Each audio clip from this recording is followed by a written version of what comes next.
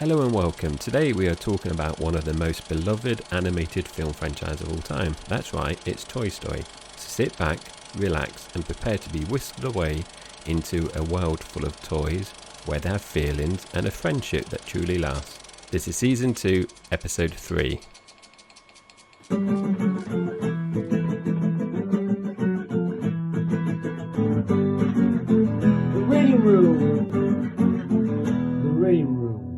Toy Story is a film that follows the secret lives of toys.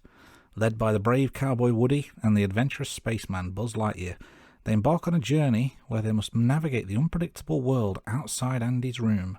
The toys must overcome their differences, confront their fears, and learn the true meaning of friendship, all while avoiding the sinister clutches of the neighbour, Sid. So Jay, first question, two-parter as always. Have you seen the film, and what did you remember about it? I've seen the film quite a lot of times, not as much as Forrest Gump, like we mentioned last week. And I just want to say on record, Toy Story 1 and 2 are my favourite films in the franchise. I remembered a lot about the film, but one of the things I did find a bit confusing, Andy, and I wonder if you were the same. I was waiting for things to happen that never happened, and then I realised it was in Toy Story 2. So, for example, when they go to Pizza Planet, I had in my head that they jumped on the floor, the sensor to open the doors, and I was waiting for that, and I thought, no, that's episode, that's Toy Story 2. So there's certain things I was getting confused, and a bit, in episode 2, Toy Story 2, where he rips his arm and gets damaged, and I was thinking, like, when's that happening? So I just got confused between Toy Story 1 and 2. But yeah, I've seen it, and Toy Story 1 and 2 are definitely my favourites in the franchise. What about you, Andy? Have you seen this classic? Yes, seen it a few times. I vaguely recall seeing this at the cinema. I would have been 11 years old at the time, and I've seen it several times since then. I just remember kind of the basic premise of the film, certain elements, not necessarily the full story, but I remember things like Buzz thinking he's the real Buzz Lightyear, not a toy. But otherwise, quite vague on some of the details. But I was looking forward to rewatching it because it has been a while. Are you talking about years? Yeah, it's got to be several years, I would say. Yeah, I'd probably say the same. It's probably been about a good 5 years since I've watched it. But I've obviously seen the other ones more recent. Yes, I've watched the fourth one quite recently. But we're getting ahead of ourselves here. Let's go back in time to one. Yeah, so I'm just going to... So let's talk about the cast for now. So obviously Tom Hanks plays Woody, and we've got Tim Allen as Buzz Lightyear. We also have Don Rickles as Mr. Potato Head, Jim Varney as Slinky Dog, and John Ratzenberger as Ham.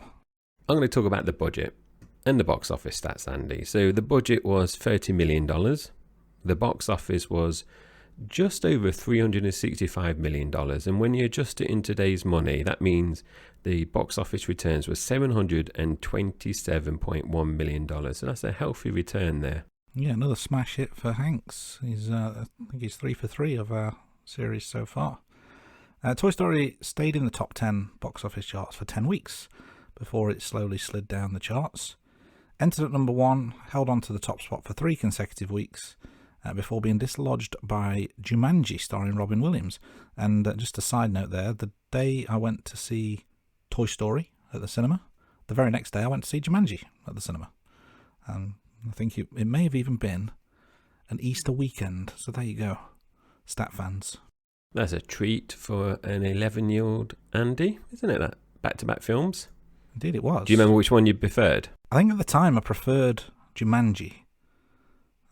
I don't know if I was at that stage, 11 years old, was cartoons getting a little bit too childish for me? I don't know. I mean, since I've got a better appreciation, but at the time, obviously, I'm at that awkward age where who knows what I really into at that time. Andy, quick question. Which Jumanji do you prefer? The original Robin Williams or the remake with The Rock? Definitely prefer the original, but I thought the remake was a very, very good homage to the original. So I think they did a good job with it, but original is best. Yeah, definitely. So getting back to Toy Story. So Toy Story was the highest grossing film in America during 1995, beating films such as Batman Forever, Apollo 13, which is obviously another Tom Hanks film, Ace Ventura, GoldenEye, so make sure you listen to season 1 for our episode of GoldenEye, and many more top films. 1995 was a very good year for cinema. Yeah, I mean, that short list you've just given us is filled with all-time classics.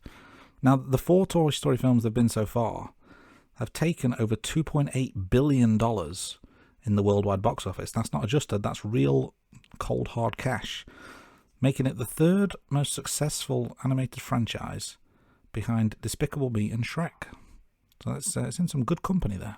So Andy, another question I'm going to throw at you that we've not discussed. You've got to pick between Toy Story films, Despicable Me and Shrek. Which franchise are you going to save? I think Shrek. Shrek edges it for me. I think there's enough. Despicable Me just doesn't enter my mind. I don't think it's as good as people think it is. So it's a distant 3rd for me, but Shrek just edges Toy Story. Interesting. Despicable Me, I like the Despicable Me films, but not the Minion films. And the Shreks are very good, especially the first one. Yeah, I like the first one. But yeah, I think probably Shrek for me as well, just edges Toy Story. So, moving on, this is where we talk about the awards. So, Toy Story was nominated for 4 Academy Awards, and they were in the Best Original Screenplay, Best Original Music or Comedy Score, Best Original Song, and Special Achievement categories. Toy Story actually won 1 Academy Award from John Lasseter in the Special Achievement category. It also won 8 Annie Awards, including Best Animated Feature, Best Directing, and Best Music. So we have quite the litany of accolades there. Now, let's get into a little bit more deep dive. So, as I've mentioned earlier, this was released in 1995. Director was John Lasseter, and the soundtrack / composer was Klaus Larg, apologies for my pronunciation there, and of course Randy Newman. This was John Lasseter's first feature film directing job. So Lasseter went on to direct a number of other Pixar films, actually, including Toy Story 2, A Bug's Life, and Cars 1 and 2. And the screenplay is based on a story by Lasseter, Pete Docter, Andrew Stanton, and Joe Ranft. And Pete Docter, that's a brilliant name, that is. Credits include directing Monsters, Inc., Up, Inside Out, Soul. Andrew Stanton was the writer for a number of Pixar films, including Monsters, Inc., Finding Nemo, WALL-E, Finding Dory, and all the Toy Story films. Stanton also directed Finding Nemo, WALL-E, Finding Dory, as well as John Carter. And a number of non-Pixar Disney TV episodes were directed by Stanton, including 2 episodes of Stranger Things, fantastic show, Better Call Saul, never seen it but I really should, and 4 episodes of For All Mankind, another one I've never seen. Disney wanted to make Toy Story as a musical. However, Pixar were against this idea. However, they ended up coming to a compromise and featured music and songs which were not sung by the characters but were played in the background or kind of transitions between various scenes. Yeah, and the credit for a lot of those songs comes from Randy Newman. He composed 3 original songs for Toy Story. Newman's film score credits includes Awakenings, Monsters, Inc., Pleasantville, and Meet the Fockers. So again, quite the resume for Mr. Newman there. Shall we get into the film proper? So, the film opens with a bank robbery in progress. My question here is, where is the sheriff? That is a very good question, Andy. Very good question.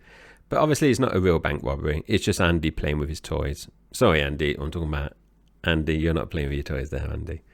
Do I need to call you Andrew in this, just so the distinction is clear for our listeners? Or, because it's obviously not your birthday, but it's Andy's birthday. It's not my birthday, and I'm not playing with myself or my toys at the moment. But no, keep referring to me, Andy. It can be a little game of confusion for the listeners to see who you're talking about. I think it's probably safe to say, Andy, I'm never going to be in this situation. I can't think of many characters called Jay, and especially with my spelling as well. The spelling, true. The only one that comes to mind is And Silent Bob. Yes. Classic. I love Kevin Smith films. So let's get back to Toy Story. Sorry, Andy, I digress. So Woody and the other toys come alive when Andy leaves his bedroom. Now, I think the premise of the story is great. Toy Story is great because I think this is probably what every kid imagines or wishes would happen when they left the room. Yeah, it's really quite a fun concept, isn't it? But I just kind of going off on a tangent a little bit. It's portrayed as if they're just leading a normal life, not necessarily having all kinds of adventures. Andy's the one having the adventures, and then as soon as Andy's out the room, it's like back to normality, which I thought was quite a nice twist on things. But of the toys, Mr. Potato Head seems to be the comedian of the bunch. I didn't make note of everything that he said, but he did drop a few lines here and there, didn't he? A few barbs and a few jokes. Whereas Bo Peep, she's a randy little so-and-so. The note I made here is that she's definitely after some Woody.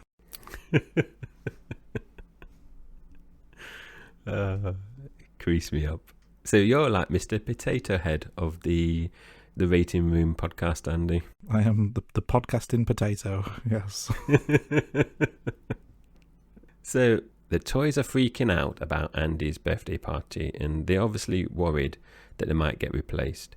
Now, Woody is very calm, and he's trying to calm the other toys down, and he does come to a compromise, and he agrees to send the army troops to do some kind of recon. So he's quite confident, Andy, that he's not going to be the one replaced at this point.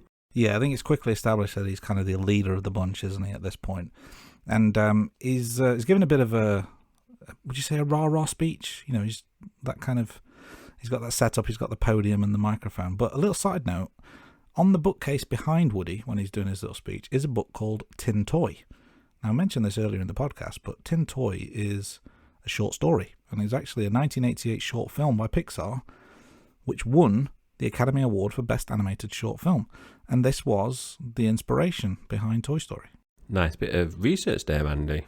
And a little bit of an Easter egg in the film as well. The fact that it was behind him on the shelf. Lucky I didn't put that kind of little bit of trivia in your quiz. You don't know what else I've researched, so be prepared. I can imagine after your last 2 weeks of 100%, I can imagine you swatting up now between each recording just to maintain the 100% record. Yeah, I've put the pressure on myself, haven't I? I guess it's worth pointing out as well to listeners of the pod that the quiz feature remains in Season 2, but we've got it as an exclusive bonus content piece, not within the main pod itself. So check out our social media, website, YouTube, TikTok, all those kind of things for more details. Indeed, Andy. Well done, yeah, because I totally forgot that we took it out of our main pod for Season 2. So, yeah, well done there for informing our listeners. So, yeah, as Andy said, check out all our social media accounts. So, carrying on, one of the army troops gets stood on and they are injured. Now, this made me laugh because as a parent, you kind of always end up standing on the toys that kids leave around the house. So, I thought that was funny. And obviously, you know, to give credit to Andy, he didn't obviously leave the toys there, did he? It was the toys on the own initiative have gone down there but got caught short there. Yeah, but he's probably going to get the blame for it, which is going to be very confusing. But more along that theme a little bit later on. This reminded me of a bit of a Vietnam flashback. We've got a soldier down. Forrest Gump would have fitted right in with this scene here. Could have done with him running and saving all those soldiers. But back to the birthday party. Andy is opening his presents, and we get some odd presents, you'd say, from one of the other kids, including a lunchbox and some bed sheets. And I think, it might even be Potato Head again, makes some comment as they're listening in, saying, who invited that kid? Which I found quite amusing. The presents continue. He's got a board game. And then we get to the last present, which is attracting a lot of interest, both from the kids downstairs and from the toys listening in. It's probably the main present, you'd say, that the kids tend to get. And we find out it's a Buzz Lightyear toy. Andy, as a father, Andy, and also when you were younger, did you get a main present? Were all your presents treated equally? For Christmas, certainly. Yeah. Birthday, depends. I don't really remember many birthday presents, but I do remember Christmas presents, and there was always a main one at Christmas. Still is to an extent, but it's just less exciting when you're as old as we are. Yeah, just pants and socks when you get older, children. So Woody is swiped off the bed and he drops to the floor. Now, has he been replaced, I wonder? And Mr. Potato Head here is being smug to Woody about Buzz potentially replacing him as Andy's favourite toy. He is indeed. We're introduced to Buzz Lightyear at this point. He's a modern toy. He's got an updated audio button, which is obviously opposed to Woody's old-fashioned pull string, and a laser. And I think Potato Head as well says something about him having laser envy, which I thought was a nice little one-liner. The other toys are very clearly impressed with Buzz. Now, Buzz himself, he tells the other toys about the planet that he's from, because in his mind, he's not a toy. He's the real Buzz Lightyear. And he says, I can't remember what planet it's from, but he says it's from planet such and such. And amongst the crowd, the replies include, "Oh, really? I'm from Play School. And I'm from Mattel." So this is where Buzz does his kind of iconic catchphrase where he says, "To infinity and beyond." And Buzz announces this as he jumps to fly, air quotes there. And Woody says something about, "Oh, that's not flying, it's falling with style."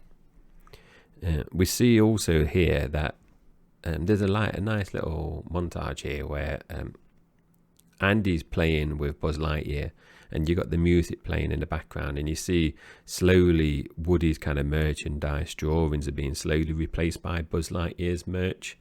So I thought that was quite nicely done as well. And Andy ends up sleeping with Buzz now as well, so that he's obviously his favourite toy, and Woody's left in the toy chest, and he looks quite sad as he closes the toy chest for the night. Yeah, there's definitely a hint of jealousy seeping through. Meanwhile, next door, we're introduced to Sid and his dog. Sid has a thing for torturing toys. He just does it for fun. Clearly, he is a troubled child in a troubled home, has to be said, but more on him as the film progresses. Now, Woody's jealousy is starting to come to the forefront, and he tries to get rid of Buzz. I'm not sure if he intends it to be quite as brutal as this, but Buzz ends up falling out of the bedroom window into the bushes outside below. Now, later on, we see Woody. Does he get thrown out as well?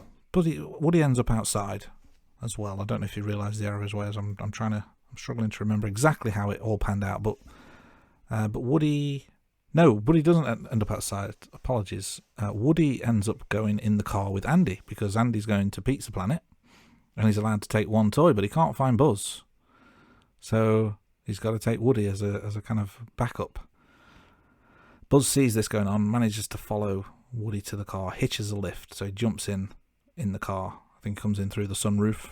The family pull up at a petrol station, and there's a really good fight scene between Buzz and Woody. I thought this was really well done. Buzz obviously kind of cotton on what's going on, that Woody tried to kill him, so they have a bit of a scrap in the petrol station. But at this point, obviously, they're no longer in the car. They're not. So what happens in the end is Woody and Buzz have to hitch a lift with the Pizza Planet delivery truck as well. So they shortly gain entry to the Pizza Planet building, and it's a very interesting building, especially for children, because they've got like an amusement arcades in there as well, which I'm trying to rack my brain, Andy, thinking whether I've ever been to a restaurant where they had amusements arcade machines in, which I don't think I've ever been in one.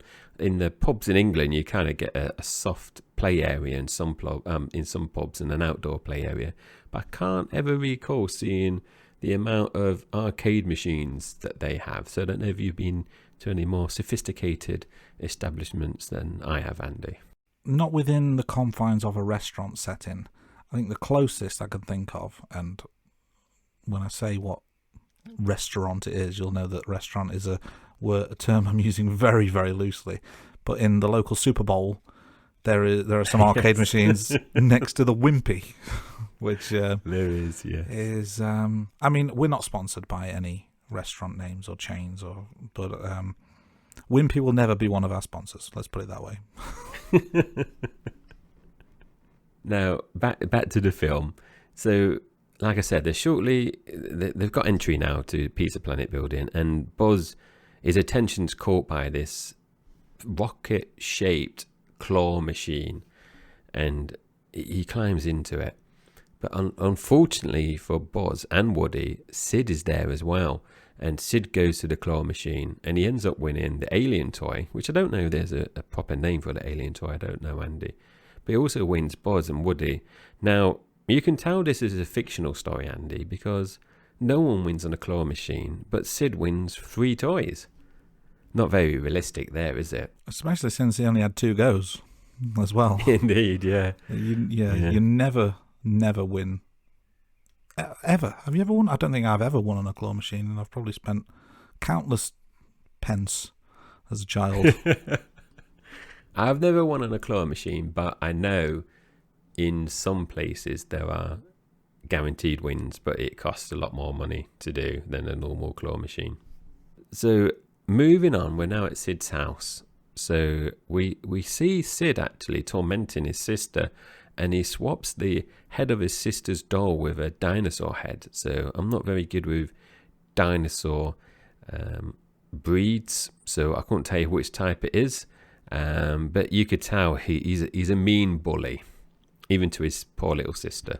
Yeah, I want to say it's a pterodactyl, but any listeners out there know the breed of dinosaur, or I was going to say the make of dinosaur. That's not the right word. The species. The species of dinosaur. There we go. We got there in the end. The species of dinosaur that Sid transfers the doll's head from. Please let us know. But I'm going pterodactyl. So Buzz and Woody, they're in Sid's room, and it's like mad scientist type setup, isn't it? There's various creations and weird experiments going on, kind of like Frankenstein and his monster. And Sid is talking to himself as he's performing experiments. I think he even refers to himself as Dr. Sid or something along those lines. And Buzz in the background has a funny line when he just says, "I don't believe that man has ever been to medical school." You know, Andy, I just want to jump in here. This is the first kind of full-length animated film. So I think it's probably setting a trend. But this film kind of sets the I don't know if it's like the framework where animated films are targeted towards children, but also the adults as well. Do you know, little kind of jokes and like adult themes that go over the top of the kids, but adults would appreciate. Yeah, does that make sense? It does make sense. Yeah, I'm trying to think, because obviously this is the first Pixar feature length, but going back to like the old Disney films, I can't think of anywhere that would be the case. I think this, like you said, this may be the first, or certainly one of the first instances where there's kind of in jokes for the parents, as it were. Yeah, and you find it quite common now, don't you? In films, not all Pixar films, but in other animated films as well, by other studios. Yeah, they certainly find ways to try and sneak in a few more adult laughs, shall we say? Yeah, definitely. Yeah. So it's during this whole kind of scene at Sid's house where Buzz finally realizes that he is a toy after all. He's not the real Buzz Lightyear. But he wants one final go to try and convince himself that he is. So he tries to fly again, but he falls and suffers a broken arm. So Andy, this really hit home for me because I don't think I really appreciated this when I was younger, and I read this as kind of a metaphor, or symbolizes a number of things. And I think it's accepting who you are. You kind of question your purpose in life, and also about accepting change. So I don't know what your thoughts were about this, but when I rewatched it the other night, I thought, it's really sad. And I don't know when you kind of accept who you are, if you ever do. I don't know, but I don't know, that kind of hit home for me, that bit. Yeah, this is they're exploring some quite deep and meaningful themes here when you scratch beneath the surface, and this is exactly like you said, one of those things. It's about acceptance and realization, and maybe even depression in some regard. Yeah, because I think if I remember correctly, because I can't remember fully, he's watching a TV program, isn't it? Or an advert comes on, which makes him realise. It is, yeah. It? He sneaks into the living room and there's the TV on in the background, and it's a Buzz Lightyear advert. Yeah. And the word toy is mentioned several times in the advert. And amongst all this, depression and misery that Buzz is under, he's acting like a drunk down and out, isn't he? He's having a tea party with Sid's sister, because she finds him and dresses him up. But it's not Buzz Lightyear anymore, is it? It's Mrs. Nesbit. And I think Mrs. Nesbit's had a little bit too much tea at the tea party. She has. And did you notice around the table that the sister has took off the dinosaur's head, but just left the doll there with no head? You can kind of see like a little stump where the head's supposed to be on. Yeah, I noticed that. Yeah, that's quite sad as well, in some regards. Yeah, maybe that's why Buzz is, he's drinking for two. The doll's not getting any, so he's supping away as well. You could say she was off her head.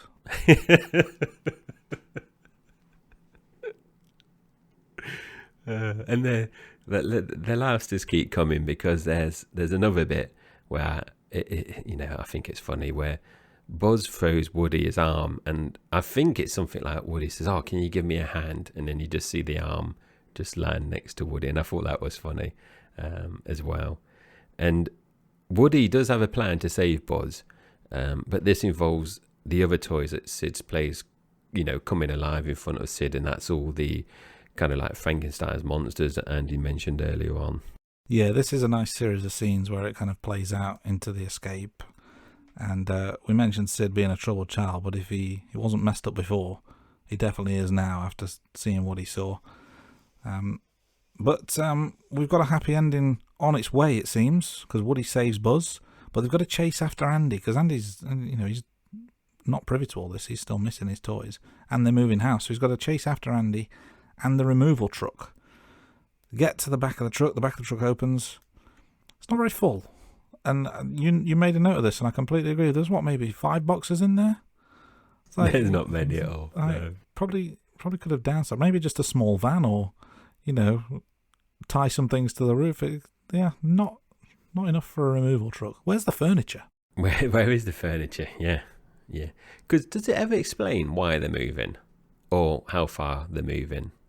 Does that ever get explained? Like, we're just moving down a few streets, or is it like to another state? I can't recall if it's ever mentioned. No, I don't recall it's mentioned or not, but I guess it's one of those for the conspiracy theorists, is it? Are they fleeing from a violent husband that's not in the film, or are they going into witness protection? It could be all manner of things, couldn't it? But they're moving. Indeed. For whatever reason. Indeed. Well, it's lucky they've got a space ranger to look after them, and a sheriff, Andy, if they're going into witness protection. If I'm going into witness protection, I want a sheriff and a space ranger by my side, that's for sure. I'd probably want Bo Peep, to be fair, but yeah, that keep me company. So later on, we've got more presents, and Andy I can't quite remember. This must be Christmas. Is that right? It is Christmas, because the soldiers are hiding in the tree, trying to figure out what that's right. Yes, yeah. So it's Christmas time, and we've got more presents. This time, it doesn't say on the screen, so he might have got another lunchbox or some bed sheets. But he receives a Mrs. Potato Head, so Mr. Potato Head will be happy. But also a dog. So dog isn't just for Christmas.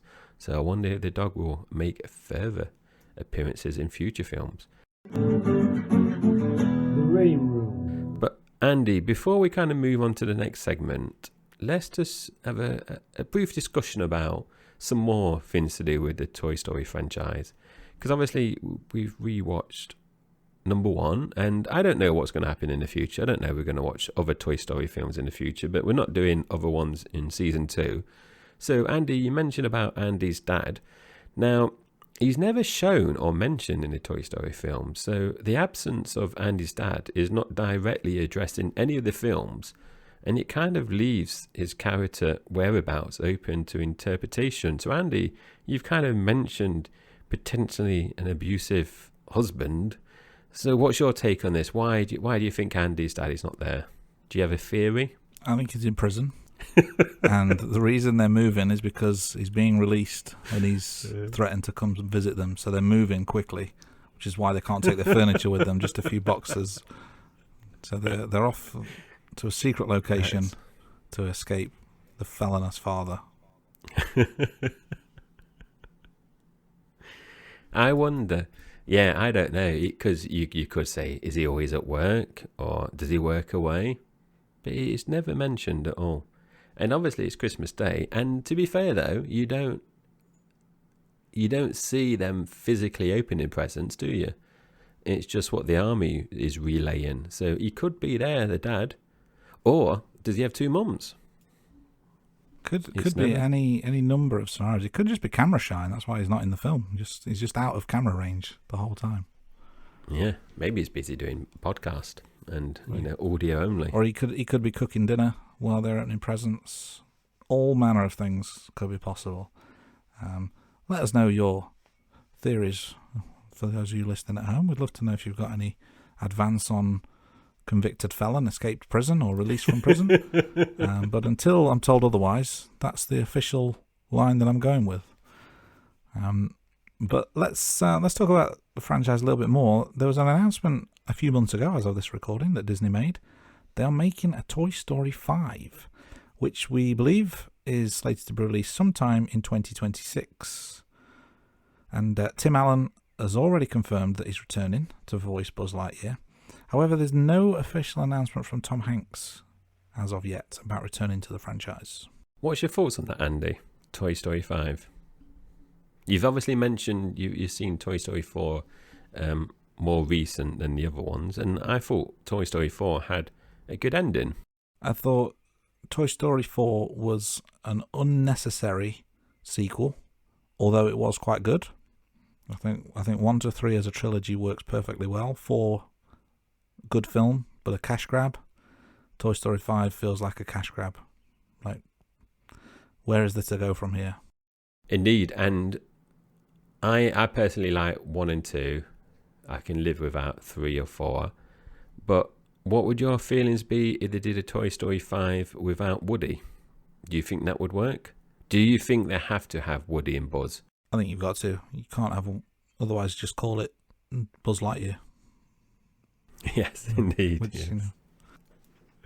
Indeed. I wasn't impressed with number 4, so I wouldn't be rushing to watch Toy Story 5 if I'm honest. But I'd be intrigued to see where they take it, because Woody kind of had his happy ending with Bo Peep, didn't he? Stayed with the fairground. They parted ways. So unless something happens to Andy and they have to go and rescue him or something, who knows? Or something happens to one of the other toys in the family and Woody, hears about it, or Buzz has to get help and then Woody comes back. I do not know. Maybe it's the disintegration of the Woody Bo Peep relationship and the aftermath of that, and we're taking it down a dark and dingy place. I'm really lowering the mood here, aren't I, with some of my outside of the film thoughts. But yeah, who knows? We're talking about a light-hearted film. Yeah, I'm just bringing it down. Yeah. So Disney and Andy kind of alluded to a Buzz Lightyear film. So Disney also released a film last year, which was obviously all about Buzz Lightyear. However, it was I was going to say real film about Buzz Lightyear, but obviously it wasn't live action, but it was a real life film, as in the Buzz Lightyear in Toy Story's toy is based on this particular character of Buzz Lightyear, which obviously starred Chris Evans.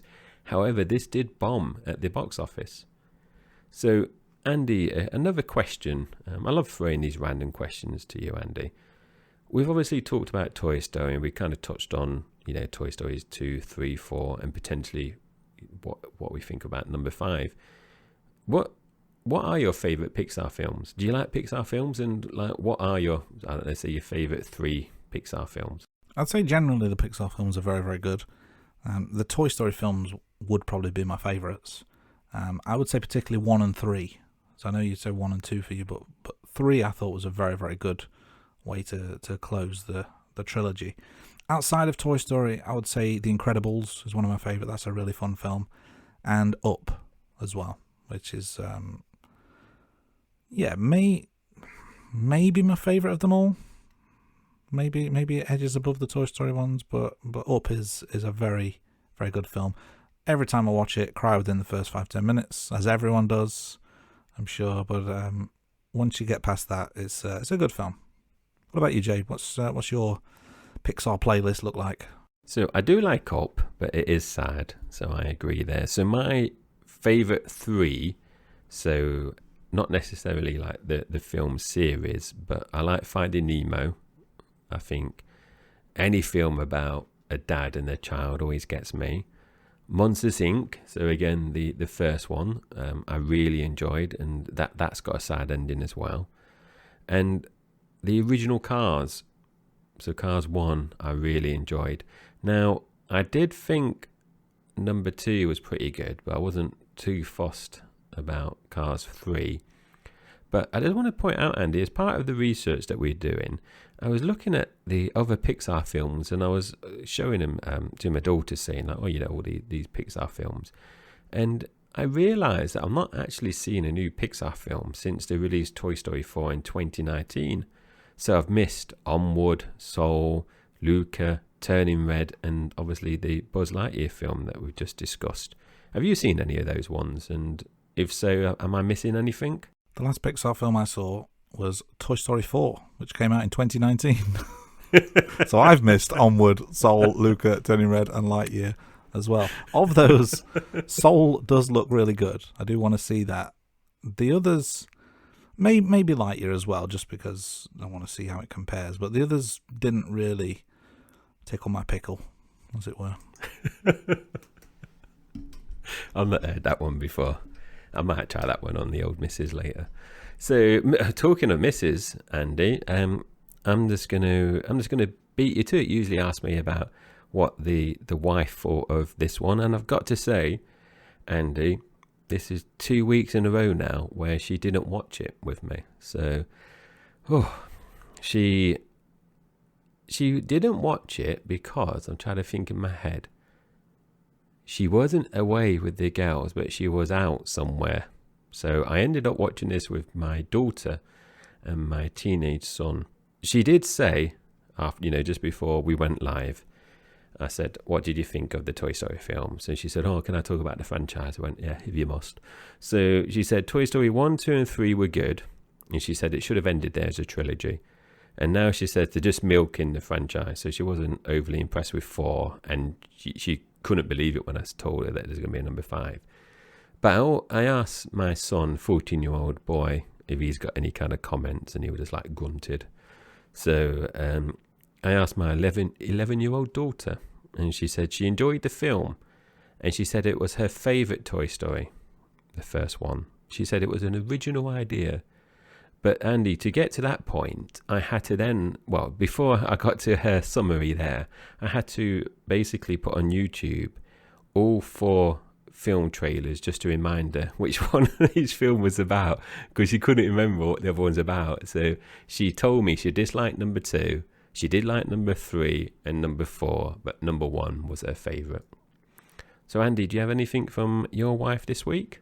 So sadly, my wife was unable to partake this week, but she is a huge Disney fan, and Toy Story is included within that. So I know she is a big fan of the film.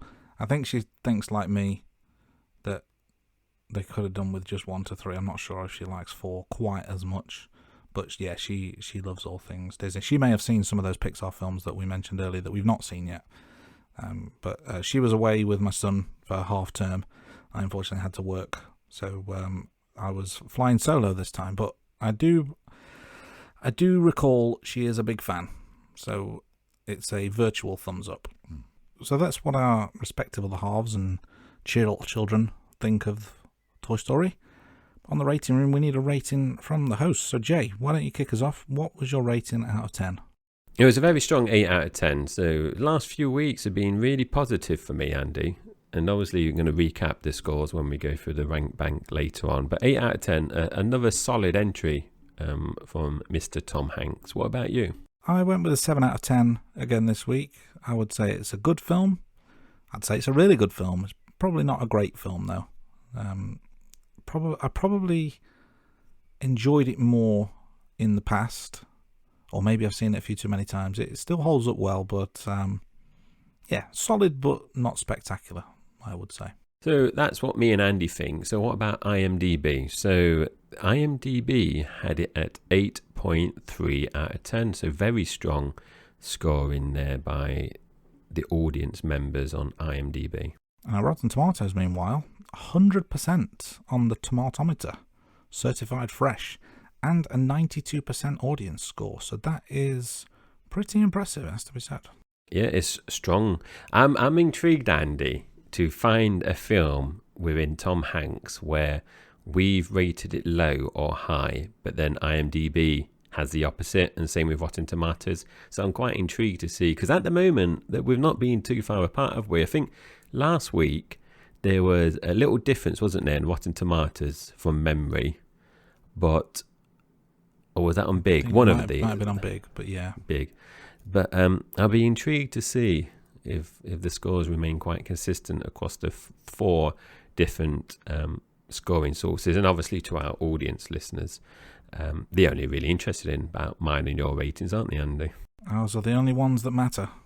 We are the new number one source for all things film, as long as it's Bond and Hanks so far. Indeed. So next segment. So in this segment, we pretend to be on a casting couch. So we are recasting the Tom Hanks role with another famous Tom. So during season 2, we have the chance to cast either Tom Holland, Tom Hiddleston, Tom Cruise, or Tom Hardy. So Jay, who are we picking this week to play the role of Woody, and why? So Andy, this week, at the moment, I've cast Tom Holland in Big and Tom Hardy in Forrest Gump. Now, I was debating, do I go back to one of those Toms or do I pick a new Tom? And I was just thinking in my head, and I was closing my eyes and I tried to kind of imagine who would be the better voice actor between, the 4 Toms. And for me, it's got to be Hiddleston. And I think he could play, well, I would imagine he's got to play an American kind of voice. You can't have an English cowboy, can you really? So I can imagine he'd be a bit of a better voice actor in my head. So at the moment, I've picked 3 out of the 4 Toms. So at the moment, I haven't had to duplicate. I'm intrigued to see where Tom Cruise is going to come in for me. What about you, Andy? What was your decision on the casting couch? So for different reasons, I've gone for Tom Hiddleston as well. So I was thinking less along the lines of voice acting and more along the lines of who looks like they could play somebody in law enforcement. So, you've got Tom Hardy, who would make a good villain. Tom Holland's just too young looking. He wouldn't be believable. And Tom Cruise wouldn't meet the height requirements needed to be a man of the law. So therefore, you've got Tom Hiddleston, who definitely fills the part. Yeah, so Tom is a double this week, Tom Hiddleston. So well done, Tom. So welcome to our next segment, which is a new one for season 2. But obviously, if you've been listening to episodes 1 to 2, you would have heard it over the last couple of weeks. So this is where we explore the concept that we are all connected to one another by only 6 degrees of separation. In season 1 of The Rating Room, we've rewatched and discussed all the official James Bond films. So in season 2, we're exploring how Tom Hanks is linked to the different actors in the James Bond films. So we've had Sean Connery and Jules Lazenby. So this week we are going to explore how Sir Roger Moore is linked to Tom Hanks. Now, Moore was obviously the third actor, as I've just mentioned, to play James Bond in the official Bond franchise. So let's get into it. Andy, do you want to kick us off this week? Yeah, I'll give you 2 degrees of separation straight away. So Roger Moore was in The Saint, steps into television with Ian Ogilvy. Apologies again for butchering that pronunciation. Ian Ogilvy, I'll say. And step 2, Ian Ogilvy was in Invasion of Privacy with Lady Denier. Now, Denier was in No Place to Hide with O.J. Simpson. Now, O.J. Simpson was in Saturday Night Live, the 15th anniversary with Tom Hanks. So therefore, this week, 6 Degrees of James Bond is completed in 4 degrees. Another success, which proves the theory, doesn't it, so far? Now let's get into the main event, the meat and potatoes of what we have here on the rating room, and we now call this the rank bank. So this is where we're going to go through the various rankings about Toy Story and where it fits against the other Hanks films in the series. Jay, why don't you kick us off? So Toy Story ran for 1 hour 21 minutes. So it is a short film, but it's an animated film, so I think that's pretty fair length, really. So that puts Toy Story in 3rd place out of 3. So just a quick recap: Forrest Gump was 2 hours 22 minutes, Big was 1 hour 44 minutes, and obviously Toy Story comes in 3rd place, so bronze at the moment. So moving on to the box office, Toy Story with a budget of $30 million.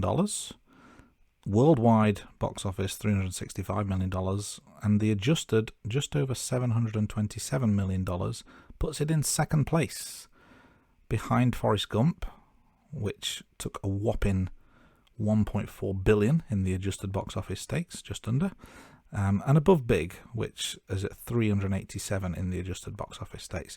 And interestingly, just looking at the stats, it would come second. Well, the order would be the same for the budget in real terms, the same for the worldwide box office, and the same for the adjusted box office. So we've got some nice synergy there. But Toy Story at the moment sandwiched between Forrest Gump and Big. So this next section is where we rank our Hanks characters, and obviously me and Andy might have a different view here.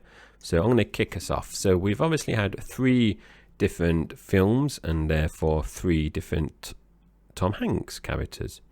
So obviously we've discussed Toy Story this week, and we've said he obviously plays Woody. So where does Woody slip in compared to Forrest Gump or Josh Baskin from Big? And I've slotted Woody in at number 2. So he's just behind Forrest Gump and just above Josh Baskin from Big. What about you, Andy? I've gone number 3 for Woody, behind Baskin in 2 and Forrest Gump at the top. I just think that the acting chops of Hanks really came into play in Big, and it was just a more rounded character than Woody. Woody was well portrayed, but maybe it's the voice only element that just made it difficult to judge. But it's a close call. But I've got Woody in at number 3, just behind Baskin. It is very difficult, isn't it, Andy, when you're comparing animated characters with real life characters. For me, what swung it was how iconic Woody is. So I'm cheating because I'm kind of looking at it as a franchise as well, his impact on that character. Yeah, no arguments. It's definitely a much more iconic character, but I just thought that the performance element was probably underrated for Big. I thought it was an excellent job by Hanks in that role, so that's what swayed it for me. And he obviously got Oscar nominated, didn't he, from Big, for his role in Big? He did indeed. That tells the story itself, doesn't it? So let's move on to supporting actors or supporting characters. In this instance, we've gone with Buzz Lightyear as the main supporting actor, played, or voiced, should I say, by Tim Allen. And for me, I've gone slightly different to what I said a second ago with the main characters. I've got Buzz Lightyear in 2nd place, just behind Jenny from Forrest Gump and above Susan from Big. I thought Susan, played by Elizabeth Perkins, was a fine character, but arguably not overly integral to the story. It was a big piece of the puzzle for Big. But Buzz Lightyear is a much more integral character, and I think Tim Allen does a fantastic job in voicing it. I don't think you could imagine, well, I certainly couldn't imagine Buzz Lightyear as any other voice, whereas the role of Susan could be played by any number of actresses.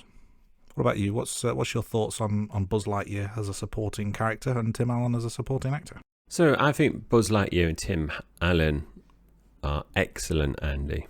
So I've gone for a different ranking, and I did struggle with this one a little bit because obviously we discussed Robin Wright for Jenny in Forrest Gump last week, and we said she was really good in Forrest Gump.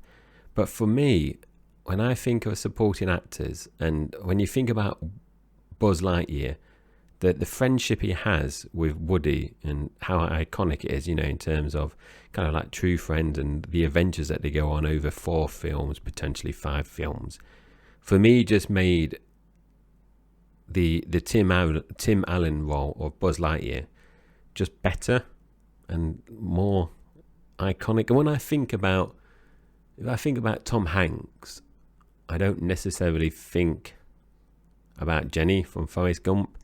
My mind kind of wanders off to other films and Buzz Lightyear as well, so Tim Allen. So that's why I put Tim Allen as Buzz Lightyear in number 1. He's flying high at the moment, which is appropriate for a space ranger. Will he stay there though? So we'll have to wait and see. Moving on, our last kind of rankings in the rank bank is the all-important film ranking. So obviously we went through our ratings earlier on, and just to recap, I gave Toy Story 8 out of 10. Now, where does that land in, compared to the other 2 films that we've seen so far? So obviously Big was week 1 and I gave it 8 out of 10. Forrest Gump was episode 2 and I gave it 9 out of 10, so that's number 1. And Toy Story goes in at number 2 because as we've mentioned before, in this season but also season 1, we don't have any joint positions in the film rankings. So I did think Toy Story was a better film. I think it's more iconic. I do love Big, and we obviously talked about Big in episode 1, and it's got 8 out of 10. I've looked at these scores, Andy, and I've got 3 films so far, 9, 8, 8.